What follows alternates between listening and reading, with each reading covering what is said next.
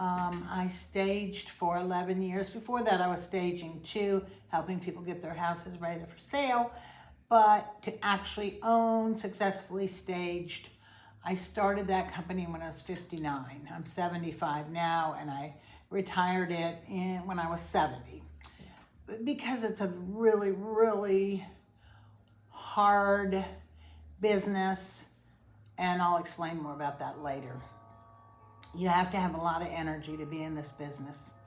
When people would work for me, and if they said they were a princess, I was like, you're out of here, because it's not a job for a princess. People always asked me when I staged for them, oh my gosh, it must be so great to be a stager. Could I become a stager? And I would tell them, or I would ask them, do you like to move? Do you like to pack boxes? And they'd say, no, I hate it. I said, well, that's a large percentage of what we do. We are in and out of houses. We have to pack boxes. We've got to open them. We have to rewrap them. We store things under the bed. So much is hidden under the beds.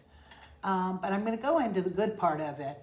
I never had any training. I've just always been good at decorating and having my house look beautiful.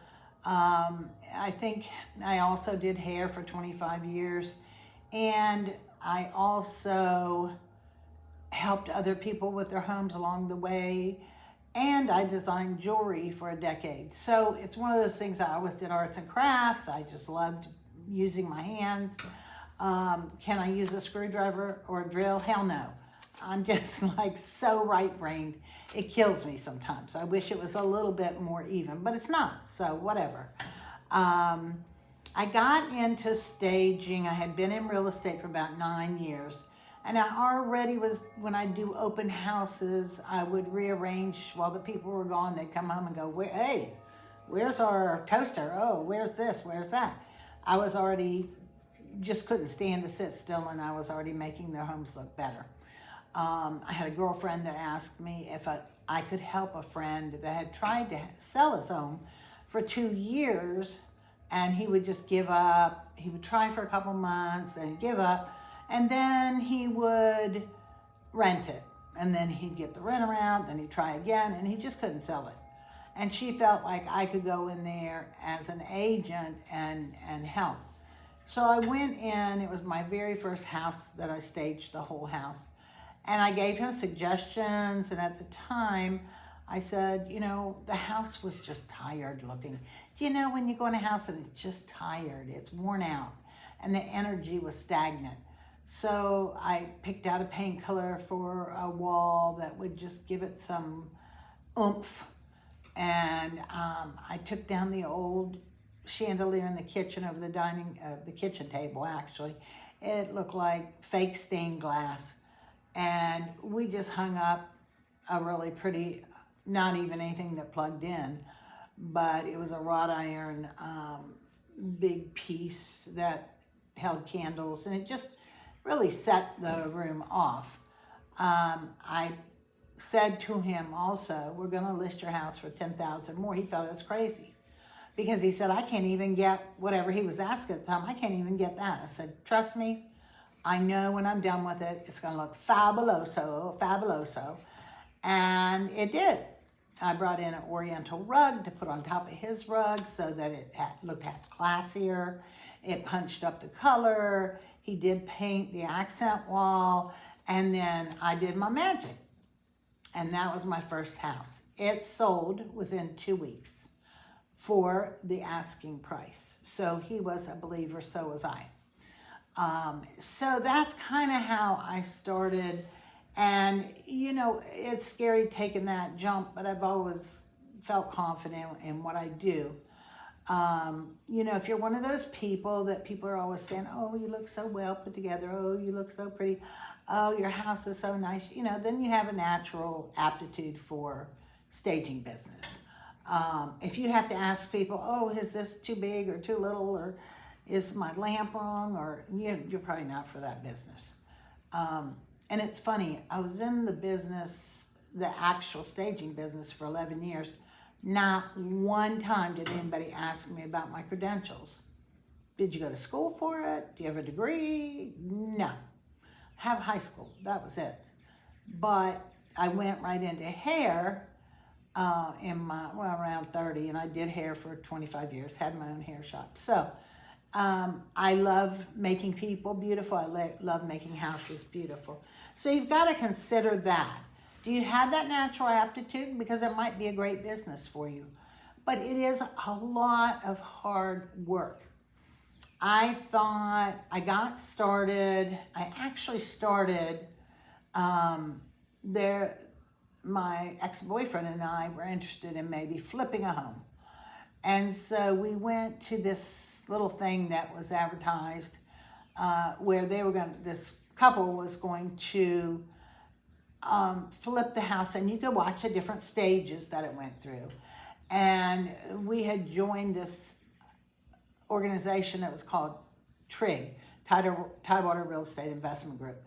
And the head of it, Patty, she and her husband were the one, they had the We Buy Ugly Houses franchise, and she was just trying to help us all learn. So I went to it and I thought, you know what? I don't know how much to charge for staging. I don't know. I didn't want to call a stager to my house to pretend like I'm moving. That just felt wrong to me. So I had no clue. But I just went ahead and I wrote up a flyer and took, I think, 10 flyers with me to that, because I figured there'd be other investors there or people that would eventually use a stager. And I gave one of my papers and talked to Patty about it. And she said, that sounds good. I did $1,000 for a house. Didn't know if I was in the ballpark, nothing, just set it out there. And she spread the word. As soon as I started, I have big blessings and thanks to Patty, because once I started staging for her, she gave me credit with other people saying you should hire Laura as your stager. So that definitely helps when you get somebody that's pushing and giving you kudos and really saying she does a great job. Of course, that's wonderful. And it can happen with real estate agents also. You know, they can pass the word. So I've spoken in front of real estate groups to tell them about staging and how to get a home ready to stage. So that's a very good part of the staging, is you feel great because you're helping somebody sell their home. You're helping them get the most amount of money in the least amount of time. So that is the good part of staging.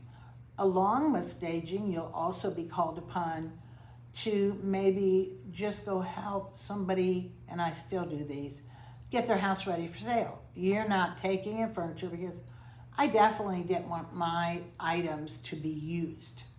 So I would have people, trying to see, there's a line in this, I'm not sure what's happening in my video, sorry y'all.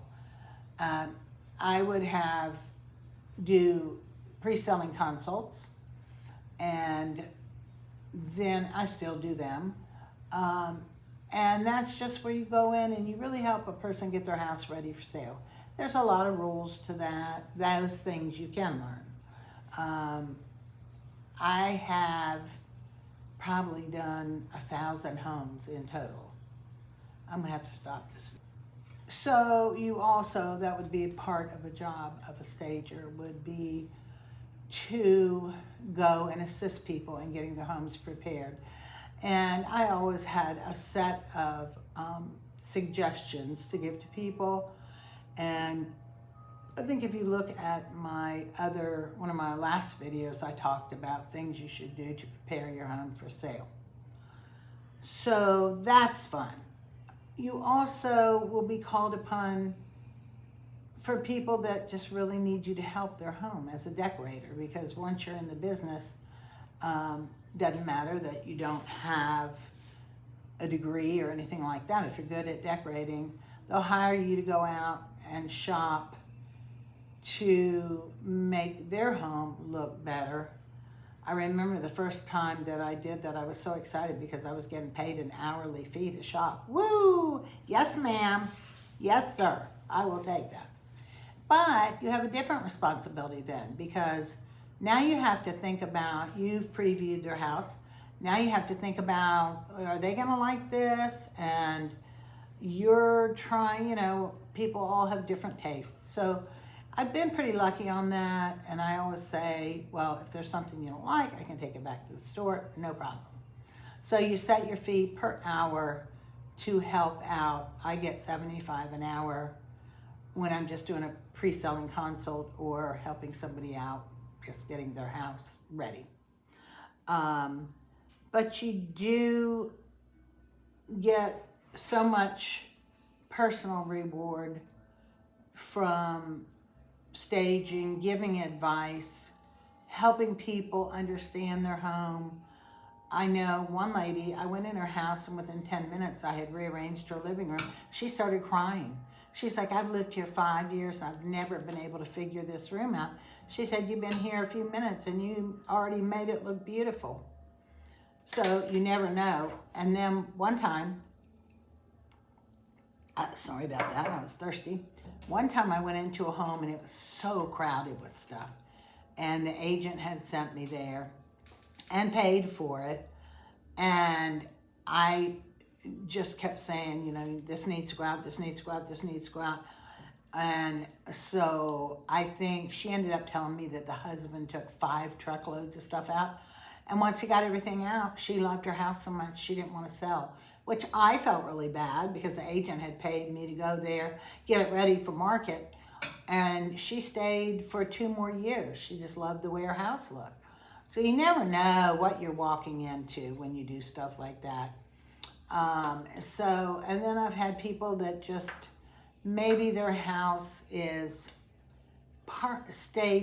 not staged, but living kind of nice. Maybe the person died, they had good stuff in there, but then I needed to take more stuff. So I would just be adding on to whatever was there. And that's definitely a need too. And a lot of times the agent wants me to point out, what should we get rid of? What should not be in here? What's going to make the house sell? Let me go in and do the bookcases. I love doing bookcases. That's such fun for me. So there are things that you really do love. It was a lot of time spending, I would say, if I could only get paid for working in my sleep, because I would just think things to death. What do I need? What do I need? What do I have to go tomorrow? What am I going to do with that? Should I take it all? Where my head felt like it was going to explode. So anyway, I'm already too long in my video. So what I'm going to do in my next video, which I'll probably put out in a couple days, will be talking about the bad part. I have the good, the bad, and the ugly. And boy, do I have some stories to tell you all. So hopefully you'll subscribe to my channel. It's free. And hit the bell for notifications so you know when my new videos are coming out. I am new on YouTube, so I appreciate anybody that hits my buttons. So hit my buttons, girlfriends. Thank you so much. Cheers.